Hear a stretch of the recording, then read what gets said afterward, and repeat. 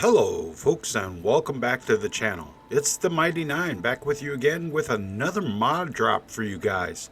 Fairly recently I released my Stormsong Manor Ultimate Edition with no NPCs.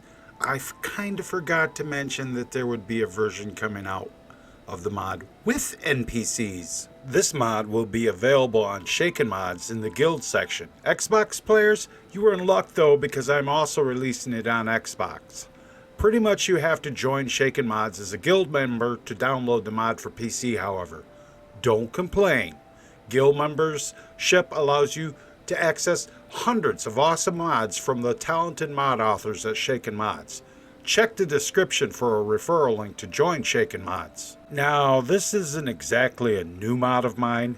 It is a complete rework of my Stormsong Manor mod. Speaking of new, roll that intro. I used to be an adventurer like you. Then I took an arrow in the knee.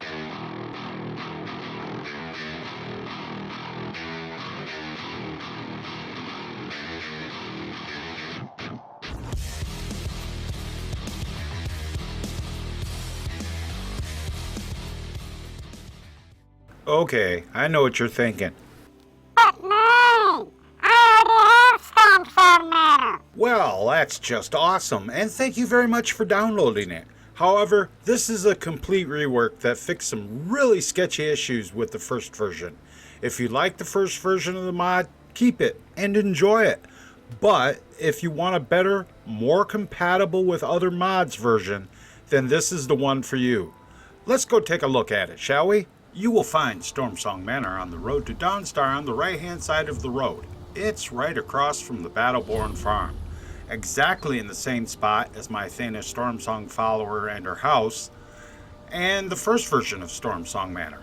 This version of the mod is not, I repeat, not compatible with those prior versions, nor is it compatible with Bathing Beauties and Beefcakes. I have no interest in making a patch for the B&B bathhouse. I actually don't think they are compatible at all anyway. I changed up the exterior layout of the manor. Gone is the cheap shack that housed the forge, and I replaced it with a custom model based on the Hearthfire's beginner house. Don't worry, you don't have to scream about yet another loading screen, as I made it an open world house. The player horse that I put in the mod is still here. Lightning Balls is marked as essential and won't be attacked by predators.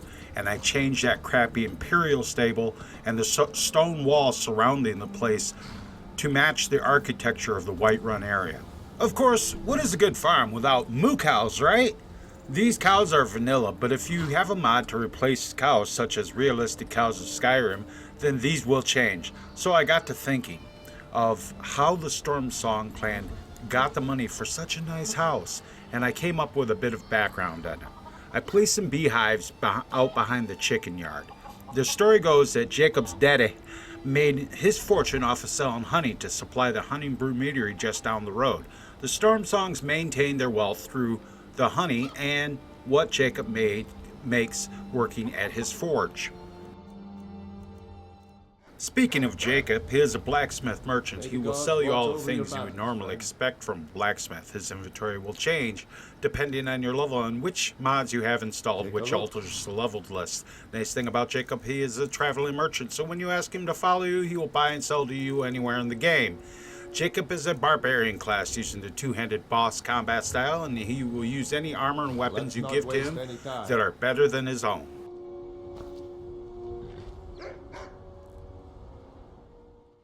The forge is quite interesting. Directly outside you will find a firewood pile. Open it up and it will have 12 firewood. The container has a script on it which refreshes the contents every 24 hours. Since there is no load door, it's easy to go inside.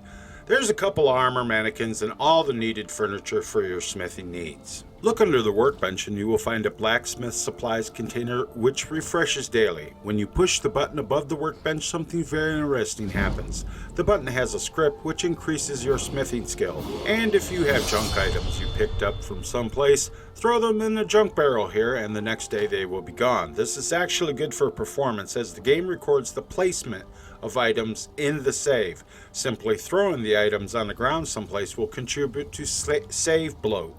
This is my way of getting around that. There's a few weapons racks here, and there's safe storage and a mannequin bases. Alright, so let's move into the house and check to see what is going on in there. When you go inside the house, you will hear the custom music selection from Keith O'Sullivan and Windswept. There are three female followers and a dog companion for you in the house. All of the girls use the vanilla bodies, clothing, and armor, so it is compatible with whatever replacers you have for those items. The cook Aerlith is a mage follower who uses shock spells. The twins, Elma and Judith, are both traveling merchants. Elma sells general merchandise and Judith will sell spells and soul gems.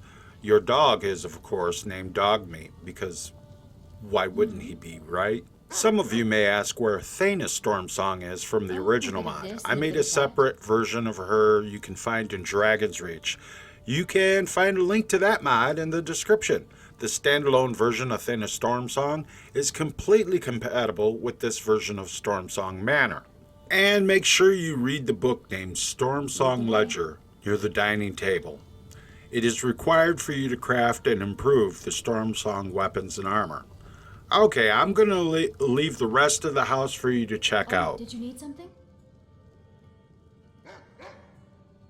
Oh, a bit of this and a bit of that.